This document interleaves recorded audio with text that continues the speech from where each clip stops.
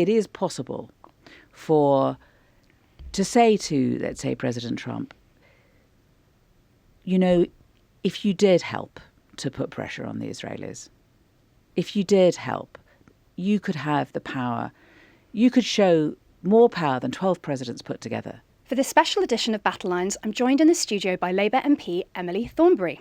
Her father, Cedric, was a senior official in the United Nations' first peacekeeping force in Croatia and Bosnia-Herzegovina in the early 1990s, before rising to be the UN's Assistant Secretary-General. Emily trained as a human rights barrister before being elected as MP for Islington South and Finsbury in 2005, a seat she's held ever since. She has served as Shadow Foreign Secretary, Shadow Secretary of State for International Trade, and Shadow Attorney General. When Labour came to power last July, she was passed over for a cabinet position, but she was elected chair of the International Foreign Affairs Committee in September 2024. She is also now officially a Dame, after being appointed a Dame Commander of the Most Excellent Order of the British Empire for her political and public service in this year's New Year's Honours. Emily, welcome to Battle Lines. Can you start by giving us a brief sense of what your job involves? What does your diary feature other than this interview today? So elected by the House, and your power and authority really comes from representing the whole House. And I work with a team on a select committee, nearly all of whom are new, and they reflect the composition of Parliament itself. So we've got a couple of Tories, a couple of Liberals, and then all the others are Labour. Only 3 of us have got any experience in Parliament, really, and certainly only 3 of us got experience on committees. And so everybody else kind of comes to it completely fresh. And we are the most hardworking, highest performing of all of the committees. We meet formally twice a week, but we then do a whole load of informal meetings, whether it's with delegations coming through London or whether it's meeting ambassadors. So today, what have I done today?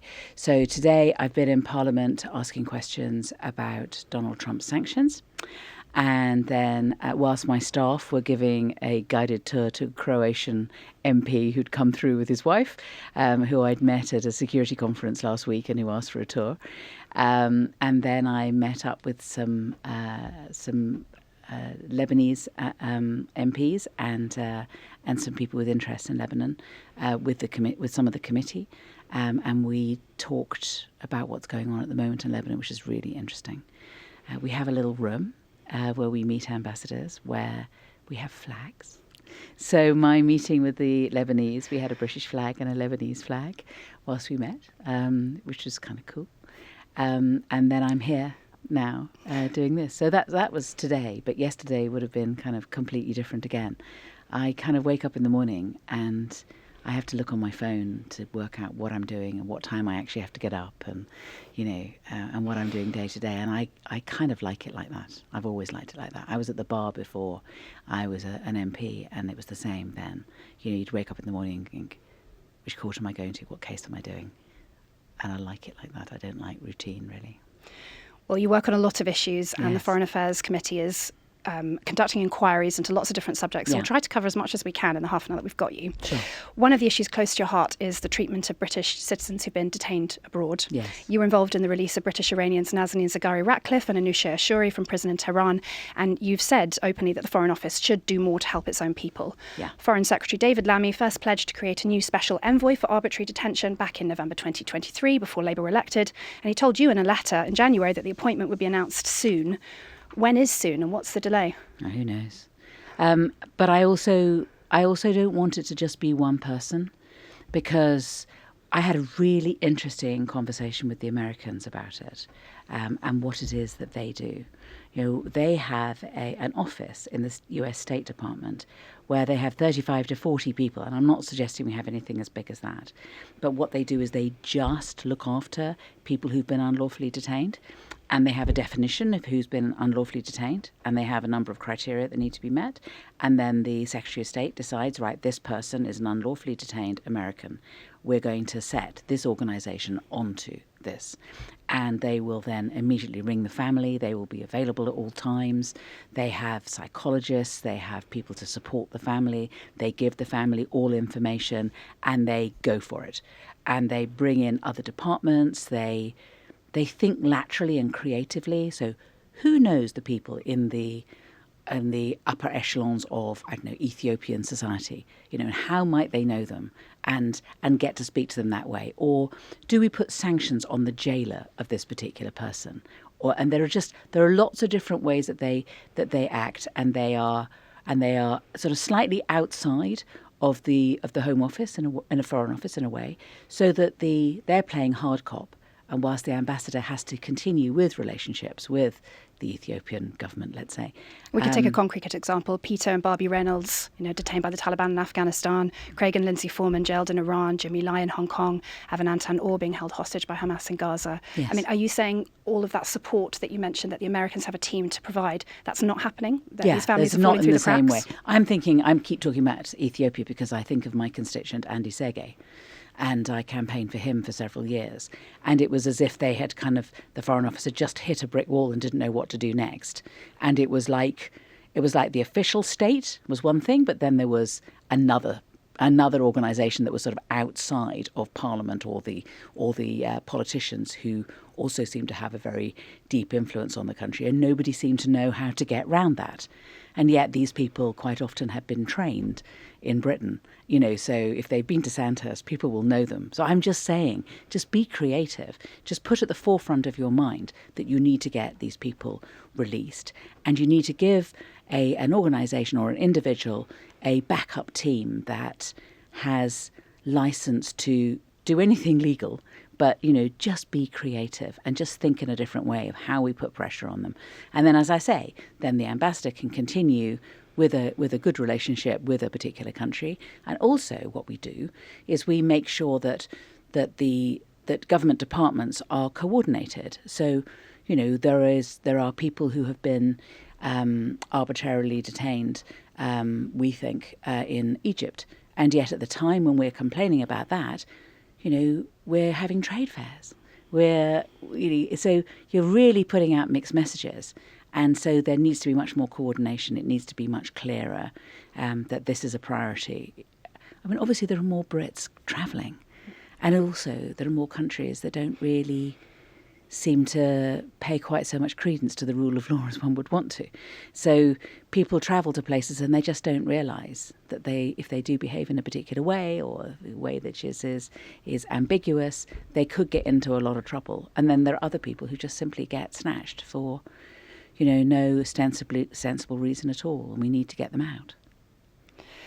Let's move on to Ukraine-Russia. One of the areas that the UK is trying to exercise influence is in the negotiations, and you think that the UK should take a leading role in this. Yes. You've also said that we need to be realistic about land and how that will feature into the negotiations. What do you think Ukraine should be giving up? Oh, I don't know. I mean, it's going to need to be open to negotiations, and we have to take our lead from the Ukrainians. But what's important is that they have a country which is properly independent of Russia and is sovereign. That, for me, is the most important thing. There may be, and there has been in the past, when a conflict finishes, there are frozen borders and no one accepts, that certain land has been taken by an aggressor. And we may end up with some of that. But most important of all is that Ukraine continues to exist as a sovereign state, because that's what Putin wants. Putin wants to take that. Do you think Starmer's coalition of the willing is viable, a credible way to back up some of those borders to make Ukraine a sovereign state? Well, we've got a long way to go. We don't know yet, what's going to happen next. I mean, at the moment, Putin is still doing sort of yeah, but no, but yeah, but no, but, so we've got a long way to go. I mean, we do need to play a proper role in it, and we have done until now, and we need to continue to do so. And so when there is a peace, we need to be there. I do think we need to have American backup, because I don't think anything else would work properly. And I think that we need to seize the 300 billion euros that is in the bank accounts a bit in Britain, but most of it in Europe, because that is Russian state money, and those Russian state assets should be taken for the rebuilding of Ukraine. And I really don't understand why. That's what I was going to ask you about. Happened. Okay. Yeah. Don't understand it. I mean, there's international law which lines up on both sides. I appreciate that. You can put forward an argument either way, but you can, I believe, completely lawfully, with political will, do it. And that will change the conversation. That will stop Putin going, yeah, but no, but, won't it? But, we need to spend that money. You cannot go into another country for no reason and smash it up. We need to make sure that that's established pretty clearly, politically and legally. If you do that, your assets can be seized. Because the UK recently said that those frozen assets include around £25 billion frozen due to UK sanctions. What's to stop us from just going ahead and giving those to Ukraine? Yeah. Well, so it gets a bit complicated. So there's the assets owned by Russians. There's the assets owned by Russians who are oligarchs and very close to Putin and who might be running, I don't know, something which might be assisting the Ukrainian war. If that's right, then you can seize those, but you can't just seize the assets of a Russian. And then there are Russian state assets, which I believe that you can use under another legal criteria, which is that you're using it in order to rebuild, in order to pay reparations, in order to ensure that the country is rebuilt properly. So there's different things. So just because it's been frozen by sanctions doesn't mean we can access automatically. You can't seize everything that's been frozen. So then the question is, how much state assets have we got? And I don't know what the answer to that is. I mean, I have been putting in written parliamentary questions. I'm looking at my members of staff to see if they can indicate whether we've had the answer. I don't think we have. So we're on the verge of getting answers, I hope, about that, because I think, we need to. I mean, even if I knew, it would only be a tiny proportion of the total amount. And I think what we need to do is work with others. We're in an alliance, right? So we work with the Europeans and we say, our argument is that we can seize, we believe that you agree with us, let's go for it. Let's do coordinated action. Let's seize those assets. One of the big areas that the Foreign Affairs Committee has been working on is Israel and the occupied Palestinian territories. Yeah. I just want to start by asking about the UK's relationship with Israel, obviously a long-time ally of the UK. Yeah.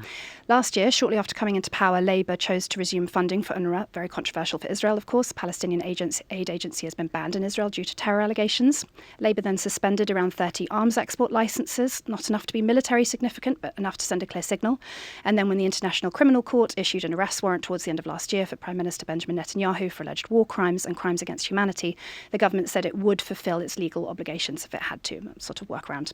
I recently spoke to an Israeli source close to opposition leader Yair Lapid, and they described this triple whammy of decisions as the most unhelpful three things that the UK could possibly do. Is this the most strained that the UK's relationship with Israel has ever been? Can we get back from it? Well, I don't think that they're the most unhelpful things. I think there's quite a lot of other things we could do that would be quite unhelpful. Such as? Like recognition of Palestine, like stopping all arms sales to Israel. Do you think we should do those things? No, listen, I mean, there are some things I think that we should get on and do, some things I don't think so. So let's unpick it all. First of all, I think it's right that we adhere to international law because, as I say, I'm old-fashioned and I think you should abide by the law. So, we were one of the countries that helped to set up the International Criminal Court, and for heaven's sake, if we don't stand by them, then who will? So I think we should do that. Secondly, I think that when we have stopped selling arms to Israel, what we've done is we've stopped selling the arms to Israel that could be used in Gaza because it could be that those arms are being used for breaches of international law. And if there is a danger that they might be, then we should stop selling them too. And again, that's just international law. And the fact that the previous government didn't see that is a matter for them. But, we're clear about that. Is this the most strained that the UK's relationship has been with Israel? I know you've recently had a run-in of sorts with Sharon Haskell, the Deputy Foreign Minister, for secretly, not secretly, recording you during a meeting in the Knesset. I think that we have a far-right government in Israel that is behaving in a pretty outrageous way. And I think that it's all we can do is point out that we just don't agree with what they're doing. And if we're not listened to, then we have to think about what else can we do to stop them. Because if their objective, which understandably it is, fundamentally is to ensure that they are secure as a country, we want to help them do that. And we believe that the only way you can make the country secure is by ensuring that you have a peace across the region, that Israel is recognised and has a proper relationship with all its neighbours, and that will only happen if there is a two-state solution established in that area. No one is going anywhere. The Palestinians live there, the Israelis live there. It's going to be very difficult for there to be a largely Jewish democratic state, if it's the whole of the area, because there are more Palestinians than anyone else. And so if the Israelis want to have a largely Jewish democratic state, which they do, you need to have two states. And what's more, the Palestinians deserve to have their own nation. And it's just been taking too long. And at the moment, with this far-right government, they are, I think, accelerating the number of buildings and communities which they're building on the West Bank and taking over Palestinian land. They are now claiming that they're going to seize parts of Gaza as well. If they do that, there will be no chance of a two-state solution. That's leaving aside the 40 or 50,000 deaths of Palestinians that has happened since the appalling attack on Israel, when so many people were killed and hostages were taken. So we need to make it clear, and I really try to make it clear to the Israelis, that if they want security, they cannot do it by simply trying to dominate the Palestinians. It just won't work. They need to find a place where they can be at peace, and that does mean coming to an agreement, a settlement across the area with the Palestinians and their neighbours, where they look out for each other, it's a tough neighbourhood. They need to be looking after one another, and Israel cannot just keep imposing itself and its will on the area and not expect there to be trouble, because there will continue to be until there is a final agreement. You mentioned what more the UK should be doing, and you've spoken in the House of Commons about how, if our current approach continues to fail, there needs to be a plan B. Yes. I mean, things are not good. UNICEF says 15,000 children have been killed since the war began. The remaining hostages still haven't been released. Talks have stalled. No aid has entered Gaza in a month. The World Food Programme has closed all its bakeries. And as you mentioned, Israel's now moving to occupy 25% of the Strip to form a new security barrier. Isn't it time to say that it's failed? And then what is the plan B? What do you think it should be?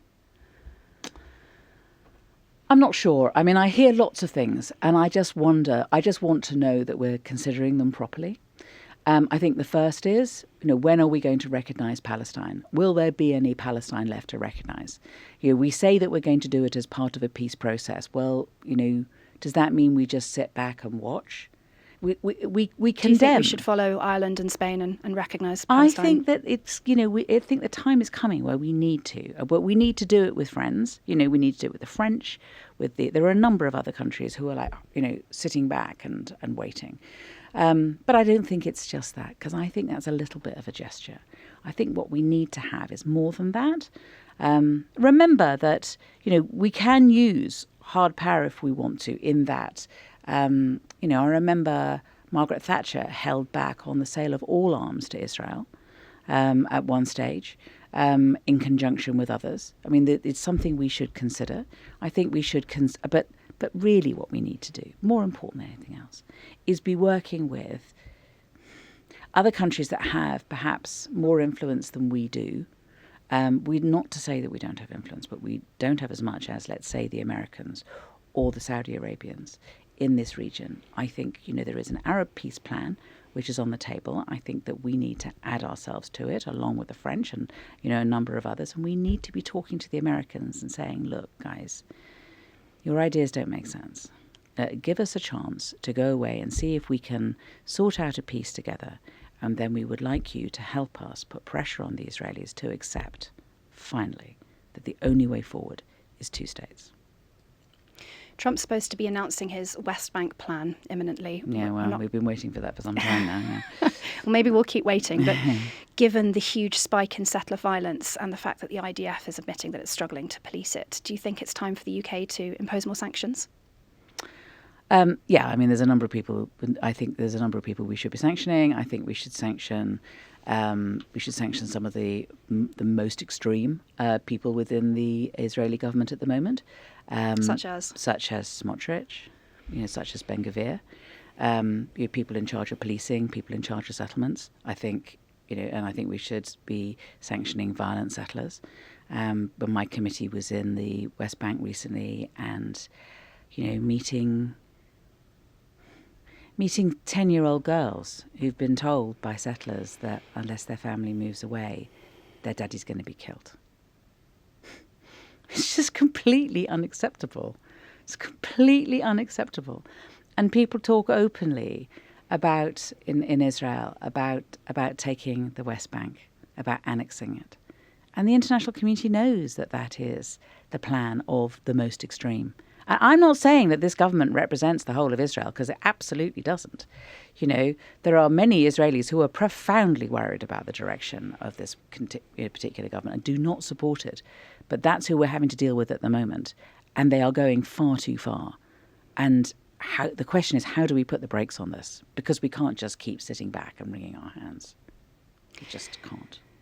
Let's talk a bit about Trump. You obliquely referenced his population voluntary transfer plan there as something that probably won't work. And you've been very openly critical of him in the past, obviously. Variously described him as a bully, a sexual predator, a racist. You said you didn't want him to win the 2024 election, but he's the president. We have to work with him. What do you make of his second term so far? We're speaking a day after Liberation Day. Well, it's... I feel a little bit deja vu. I feel, you know, during his first presidency, you'd wake up in the morning and think, I better check the news and see what he's done overnight. You know, this sort of worry about the unpredictability of the leader of the Western world it's very worrying, because you just don't know what he's going to do from day to day. And we have to respond to it. And so, yes, it's extremely difficult, and the world is only finely balanced, and having a president behave in the way that he does, it can undermine it. I mean, there are positives.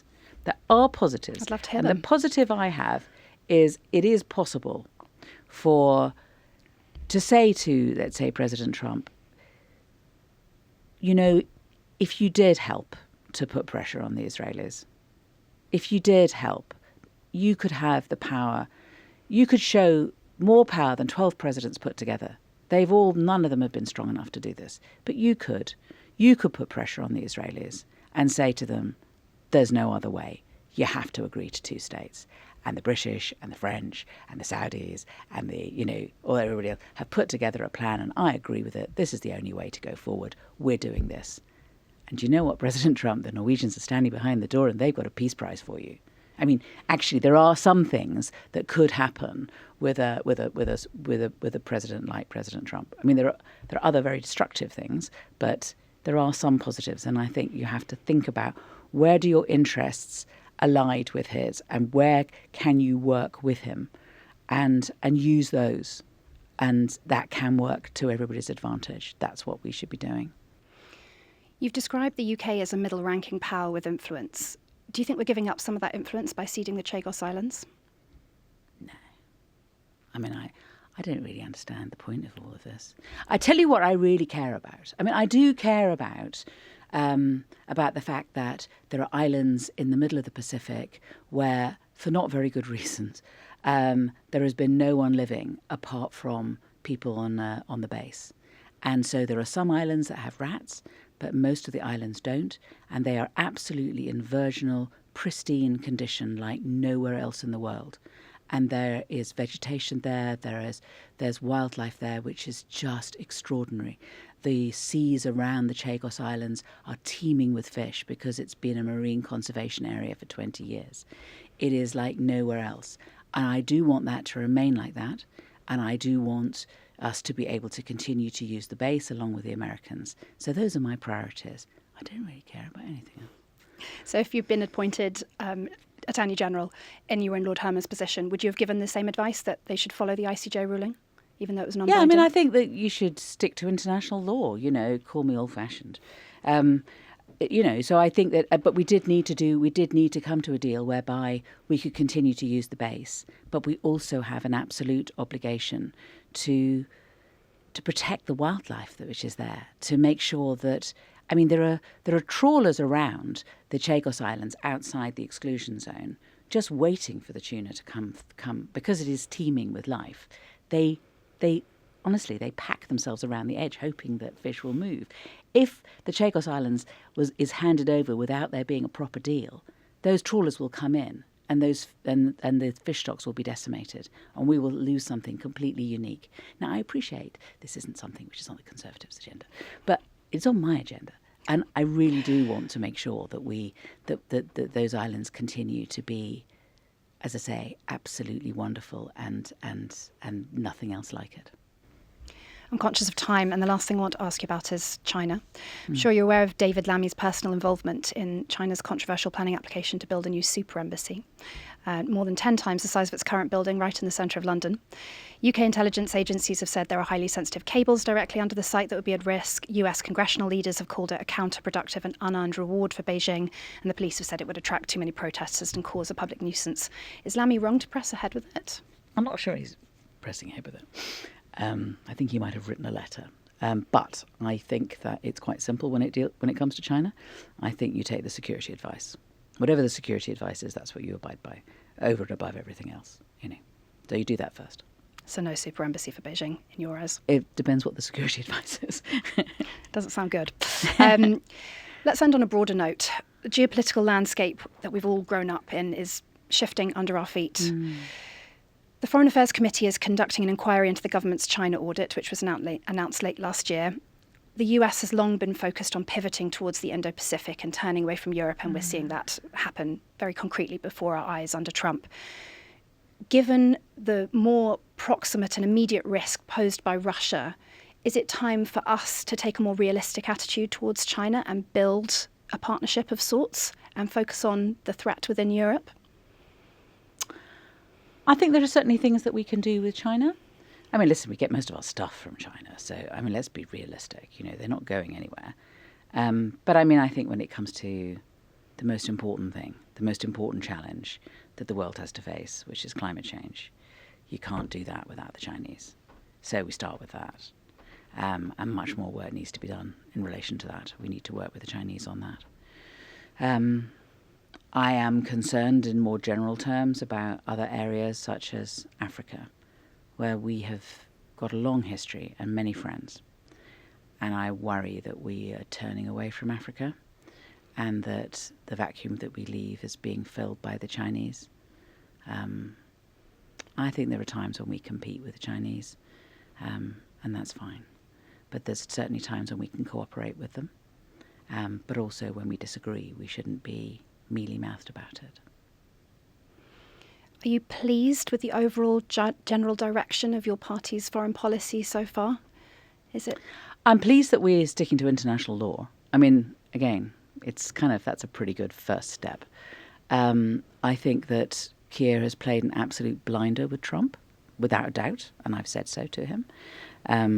I think that it has been of huge importance, not just to Britain, but, to so many countries. I was in Poland last month at a security conference and meeting people from the Baltic states and the Nordic states and from Eastern Europe who are just so grateful that we've been able to turn it round from a horrible row in the White House where everything seemed to be falling to pieces and it seems to have been pulled back together. Now, who knows what the future holds? But at least it was pulled back from the brink. And let's hope that we continue to stick together. Because, the war that is being fought in Ukraine the Ukrainians are fighting it for everybody. And have done so incredibly well. And we need to continue supporting them and being strong. Emily Thornberry, thanks very much for joining us on Battle Lines. Not at all.